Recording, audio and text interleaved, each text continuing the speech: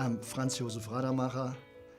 I'm a professor for artificial intelligence at the University of Ulm, Germany. The issue of artificial intelligence, of course, is related to how we see intelligence. And there is no common or agreed upon position what intelligence is. This is a very complicated issue.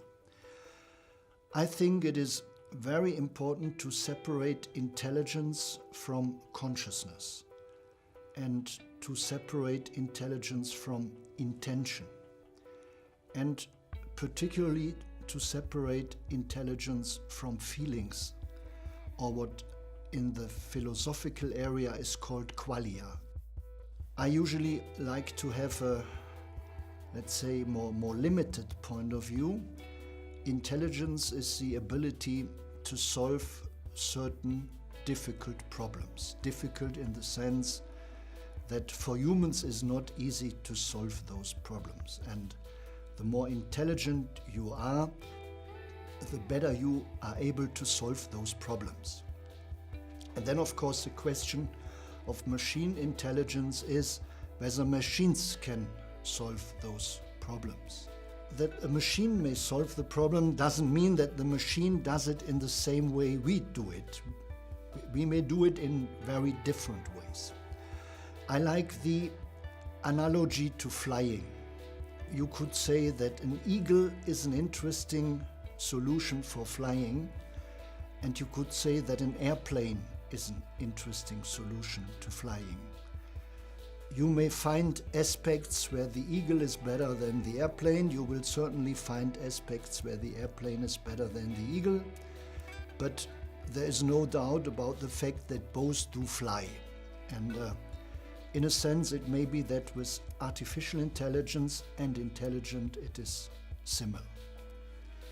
Up to now, there is no other mammals with the ability of abstract thinking as we have it. But there is also no robotics device that in any way is comparable with our body. So no doubt in the machine world, the power of abstract processing will improve. Though Moore's law will come to an end, we will maybe make another factor 1,000 or maybe even 1 million in improvement in efficiency. So yes, we will see much better machines.